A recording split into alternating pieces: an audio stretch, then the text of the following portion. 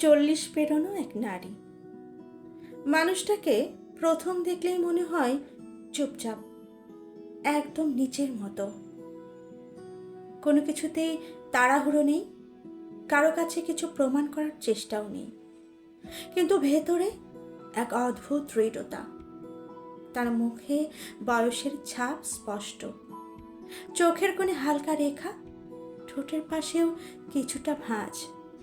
কিন্তু এই ভাঁজগুলো মোটেও ক্লান্তি করে না, বরং নিজের গল্পের ভরা।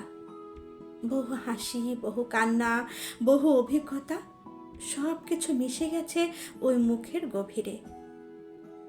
চুল হয়তো সাদা সাদা রং দেখা যায়, তবু তিনি তা ঢাকেন না, কারণ তিনি দস্তর জানেন সৌন্দর্য চুলের রঙে নয়, চরিত্রে, চাহনিতে আর নিজের প্রতি নিজের বিশ্বাসে।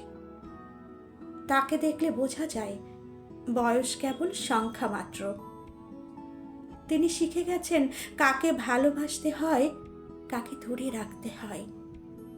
তার হাসিটা একেবারেই আলাদা। তা জোরে ফেটে পড়ে না কখনোই, কিন্তু অনেক শান্তি দেয়। যিনি বহু হারানোর পরেও জীবনের ভেতরে শান্তি খুঁজে পেয়েছেন। তিনি প্রেম করেন, কিন্তু দখল করতে চান না। তিনি ছুঁয়ে দেন, কিন্তু আঘাত করেন না।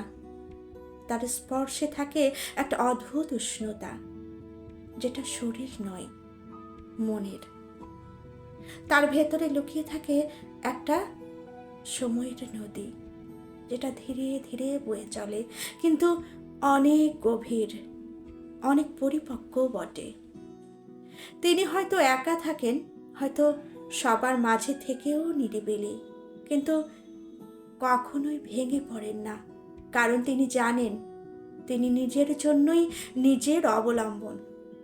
কিন্তু তার চেয়েও আগে তিনি একজন পরিপূর্ণ মানুষ, যিনি আজও ভালোবাসেন, স্বপ্ন দেখেন আর নিজের ভেতরে লুকিয়ে রাখেন এক সমুদ্র শান্তি।